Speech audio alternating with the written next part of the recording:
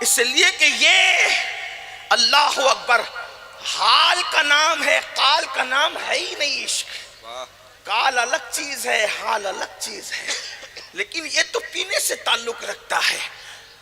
تو حضور سلطان العارفین فرماتے ہیں میں نے عرش کو بے چین پایا اور پوچھا کہ تو بے چین کیوں ہے، اتنا بے چین؟ تو عرش کہتا ہے یار کو ڈھونڈ رہا ہوں، یار کی تلاش ہے۔ اب ذرا توجہ کرنا، تھوڑا آپ پر مشکل لگے تو معاف کر دینا، کیونکہ آپ بیٹھے خانقاہ میں، اگر توجہ دل لگائیں گے تو آپ کو سمجھ میں آ جائے گی، کیونکہ سب خانقاہی لوگ ہیں اور اپنوں میں اپنی بات کہنا اچھی بات ہے۔ ہاں، ورنہ غیروں میں خواب بیان کرنے سے بھی آفت آتی ہے۔ جو سگے ہوں ان کے درمیان تو بات کرنے میں کوئی مذائقہ نہیں ہے، لیکن اگر سوتیلوں کو خواب سنا دو تو بھی کنویں میں جانا پڑتا ہے۔ تو الحمدللہ یہاں تو سب اپنے ہیں، اہل محبت ہے، اہل پیار ہے۔ امام سلطان العارفین عرش سے پوچھ تو بے چین کیوں ہے؟ وہ کہتا ہے یار کو ڈھونڈ رہا ہوں۔ کرے ارے ہمیں تو بتا دیا گیا الرحمن علی العرش استوى، رحمان نے استوا کیا عرش پر جیسا کہ اس کی شان ہے۔ عرش پہ استوا کیا، اس پہ ایمان ہے۔ کیفیت کیا ہے اللہ کو معلوم، ہم کیفیت کی بات نہیں کرتے، ایمان ہے۔ عرش پہ استوا کیا جیسا کہ اس کی شان، تو ہمیں تو بتا دیا جاتا ہے کہ رحمان نے عرش پہ استوا کیا جیسا کہ اس کی شان ہے، ہمیں عرش کا پتا دیا گیا اور تم بھی بے چین ہو۔ تو عرش نے سرد آنکھ کھینچی غم کی اور عرش کہتا ہے با یزید یہی تو رونا ہے، جب با یزید پوچھتا ہے کہ تو کہاں ہے تو عرش کا پتا دیا جاتا ہے، اور جب میں پوچھتا ہوں کہ تو کہاں ہے تو کہا جاتا ہے با یزید جیسے عاشقوں کے دل میں چلا۔ نعرہ تکبیر، نعرہ رسالہ، عرس حضور مفسر قرآن، علماء اہل سنت۔ واہ واہ واہ، اندازہ فرمائے یہ عاشقوں کے دل کی کیفیت ہے۔ ایک عاشق ہزاروں عشاق پیدا کرتا ہے۔ قرآن نے عاشقوں کی اس کیفیت کو بیان کیا، لا تجد قوما یؤمنون باللہ والیوم الآخر۔ سورہ مجادلہ کی آخری آیتیں اس کو سن لیں۔ اللہ پاک ارشاد فرماتا ہے تم ہرگز نہ پاؤ گے ان لوگوں کو جو ایمان لائے اللہ اور یوم آخرت پر۔ کیا اگر کفر کو پسند کر لیں ان کے رشتہ دار کون؟ وَلَوْ كَانُوا آبَاءَهُمْ، ایمان والے کفر کو پسند کرنے والوں کو دوست نہیں رکھتے، ان سے تعلق نہیں رکھتے، ان سے رشتہ نہیں رکھتے۔ اور قرآن کیا کرے؟ اگرچہ وہ ان کے باپ ہوں، او ابناءہم اگر ان کے بیٹے ہوں، او اخوانہم اگرچہ ان کے بھائی ہوں، او عشیرتہم اگرچہ ان کے رشتہ دار ہوں، باپ ہو، بھائی ہو، رشتہ دار ہو، قرابت دار ہو۔ ایمان والا جب عشق رسول کر لیتا ہے، ایمان لے آتا ہے، تو پھر وہ رسول کے دشمنوں سے، اللہ کے دشمنوں سے کوئی رشتہ نہیں رکھتا۔ اگرچہ اللہ رسول کا دشمن اس کا باپ ہو، بھائی ہو، قرابت دار ہو۔ اللہ اکبر۔ اس آیت مبارکہ کے آئینے میں مفسر قرآن کی زندگی کو دیکھیں آپ۔ ہم نے سنا ہے، میں نام تو نہیں لوں گا، مفسر قرآن کے بڑے قریب کے رشتہ دار، اللہ اکبر، قریب کے علاقے میں بھی رہتے ہیں، یو پی میں رہتے تھے، ابھی نہیں پتا۔ ہم نے جو سنا ہے، اس لیے کہ میں کوئی بات ایسی کر کے نہیں جانا چاہتا کہ میں اپنے بھائی جان کو مشکل میں ڈال دوں، لیکن انتہائی قریب کے رشتہ دار، اللہ اکبر، حضور مفسر قرآن سے ملنے کے لیے آتے ہیں اور مفسر قرآن نماز کے لیے جاتے ہیں۔ اللہ اکبر، وہ آ رہے ہیں، اس وقت تو وہ مالدار بھی ہیں، اور یہاں غربت کا ماحول ہے۔ غربت تو انسان سے کیا نہیں کرواتی ہے۔ حضور مفسر قرآن نے بڑی قلندرانہ زندگی گزاری ہے، جس کو اپنے گھر کی تعمیر کی فکر نہیں تھی، جسے ملت کی تعمیر کی فکر تھی، لوگوں کے مال پہ نہیں مریدوں کے حال پہ نظر رکھتا تھا، جس نے مسجد کے حجروں میں بھی قیام کیا، جس نے چٹائی پر بھی سونا پسند کیا اللہ کے دین کے لیے۔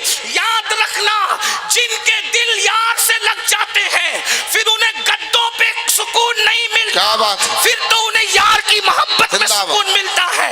ہمیں گدوں پہ سکون کی نیند نہیں آتی، اس لیے کہ ہمارے دل میں دنیا بستی ہے، اور جن کے دل میں یار بستا ہے وہ ریگزاروں پر بھی سکون کی سانس لیا کرتے زندہ باد، ہیں. زندہ باد۔ سورت والوں سے میں نے سنا مجھے پتا، انہوں نے بتایا مسجد کے حجرے میں، اگر یہاں خطبہ موجود ہے تو بڑی معذرت کے ساتھ، آج کل اگر کسی کو 4 جلسے مل جائیں تو وہ انسان حجرے میں، مسجد کے حجرے میں جو ہے وہ قیام کرنا پسند نہیں کرتا. مجھے یہاں ٹھہراؤ گے، میں مسجد میں رکوں گا، میری یہ حیثیت ہے. کسی کا گھر نہیں، اگر کسی کے گھر میں بھی روکے تو پھر کسی کو ٹارگٹ نہیں کر رہا. اللہ کی قسم میں ٹارگٹ کر کے تقریر کرنے کو غیبت سمجھتا ہوں، اور غیبت زنا سے بھی بدتر ہے. جنرل بات کر رہا ہوں، کسی کو ٹارگٹ نہیں کر.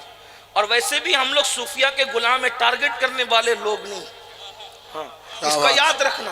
لیکن ایک جنرل سی بات ہے جو ہمارے کان تک آتی. مجھے اسی کے گھر میں رکایا جس کے یہاں پر تو کوئی انتظام ہی صحیح نہیں، کوئی کارپوریٹر محلے کا نہیں تھا، کوئی بڑا سیٹ نہیں تھا، وہاں نہیں روکا. اور اب تو حالات اور بدلے. پھر مجھے گھر میں کیوں رکایا؟ کوئی 5 سٹار ہوٹل نہیں تھی تمہارے شہر میں. یہ صورتحال ہے. کون لوگ جن کا علمی معیار حضور مفسر قرآن کے سامنے طفل مکتب کا بھی نہیں، کیا بات ہے، ان کا یہ حال ہے. جن کے نسب کا کوئی ٹھکانہ بھی نہیں، کوئی گالی نہیں دے رہا، لیکن یہ مخدوم جہانیہ جہاں گشت کا بیٹا، واہ، بخاری سید، امام حسین کی اولاد میں سے، نسب اتنا اعلیٰ، علم یہ کہ مفسر قرآن. مفسر قرآن کا مطلب کیا ہے؟ علامہ مفتی احمد یار خان نعیمی رحمت اللہ علیہ لکھتے ہیں مفسر قرآن بننے کے لیے کم سے کم 54 علوم پر مہارت رکھنا ضروری ہے. کیا بات، اگر آپ کسی کو مفسر قرآن کہتے ہیں تو اس کا مطلب آپ اس کا علمی قد متعین کرتے ہیں. آپ اس کا علمی، میں اپنی طرف سے کوئی بات نہیں کہہ رہا ہوں، اور نہ میں کوئی بہت مشکل کتاب کی بات کر رہا ہوں. آپ کم سے کم جو ہے وہ تفسیر نعیمی کو اٹھا کر کے اس کا مقدمہ پڑھ لیں تو آپ کو پتہ چلے گا کہ مفسر قرآن کسے کہتے ہیں. اس کی وجہ یہ ہے کہ اگر آپ کے پاس اتنے علوم نہیں ہوں گے تو آپ قرآن کے حروف کا معنی کیا متعین کریں گے؟ اس لیے کہ ایک تقوی ہی قرآن میں کم و بیش جو ہے وہ 54 جو ہے وہ معنی کے اندر مفسرین لکھتے ہیں کہ آیا ہے. الگ الگ معنی میں تقوی کا کئی معنی ہے اللہ کی خشیت، تقوی کا کئی معنی پرہیزگاری، اس طریقے سے الگ الگ معنی میں صرف تقوی. تو جو لوگ ترجمہ کرتے ہوئے ٹھوکر کھاتے اس کی وجہ یہ ہے کہ سعودی سے ریٹرن آ کر کے وہ ترجمہ کرنے لگتے ہیں، اس لیے ٹھوکر کھاتے ہیں. اگر علمی گہرائی ہو تو انسان ٹھوکر نہ کھائے. اس لیے کہ چلیں ایک بات آپ سے کہہ دیتا ہوں، وہ تو عربی ہے اور عربی کا دامن تو بڑا وسیع ہے. زبانیں زبانوں سے چوری کر کے بنتی ہے، عربی کے اندر یہ بات نہیں. عربی میں یہ بات نہیں ہے کہ اس کے اندر کوئی چیز چوری کر کے ڈالی گئی ہو. اردو میں ہے، انگلش میں تو بہت زیادہ ہے، اور زبانوں میں بھی ہے.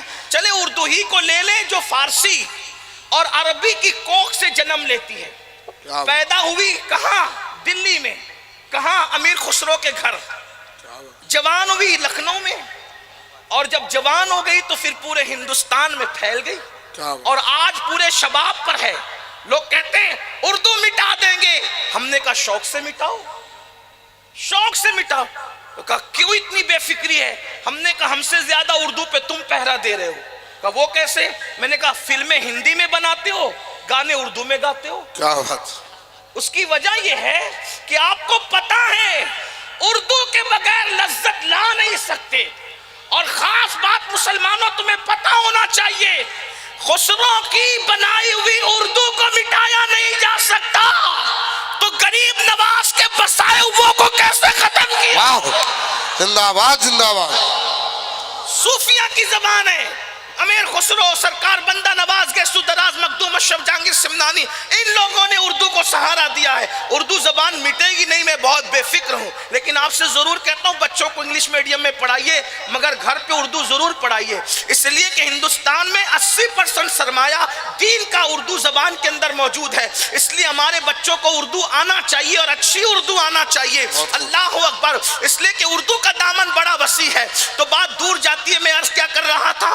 تقوی کی بات عرض کر رہا تھا، پرہیزگاری کی بات عرض کر رہا تھا مفسر قرآن کے حوالے سے کہ لفظ تقویٰ کم و بیش 54 معنی کے اندر آیا ہے. یہ تو عربی ہے، چلے اردو ہی کو لے لے. اردو میں، اردو زبان میں خالی کئی معنی میں آتا ہے. امام کا ایک شعر بطور مثال پیش کرتا ہوں. آپ کہتے ہیں کہ مالک کونین ہے گو پاس کچھ رکھتے نہیں. مالک کونین ہے گو پاس کچھ رکھتے نہیں، دو جہاں کی نعمتیں ہیں ان کے خالی ہاتھ. زندہ باد زندہ باد. خالی ہاتھ. اب یہاں کچھ لوگ یہ کہتے ہیں کہ حضور دونوں جہان کی نعمتیں رکھتے ہیں مگر ان کے ہاتھ خالی ہے، اپنے خالی ہاتھوں میں وہ نعمتیں رکھتے ہیں. لیکن اہل عشق یہ کہتے ہیں کہ وہ بھی صحیح ہے، اس کا انکار نہیں. خالی کا ایک مطلب کیا ہوتا ہے؟ خالی مطلب جس میں کچھ نہ ہو، کچھ نہیں ہو، اس کو بھی خالی کہتے ہیں. جیسے یہ بوتل خالی پڑی ہے، مطلب اس کے اندر کچھ نہیں ہے. اور ایک خالی کا مطلب صرف، اونلی. ایک خالی کا مطلب صرف، اونلی. مطلب کیا؟ ارے میں تو عرس ربانی میں گیا تھا، وہاں خالی علماء اہل سنت تھے. زندہ باد زندہ باد. خالی کیا بات. صرف وہاں خالی ربانیوں کا مجمع تھا، مطلب کوئی اور نہیں تھا. ارے وہاں خالی محبت ہی دی جا رہی تھی، کیا بات. صرف محبت ہی دی جا رہی تھی. اب خالی کا مطلب کیا ہوا؟ مالک کونین ہے، وہ پاس کچھ رکھتے نہیں.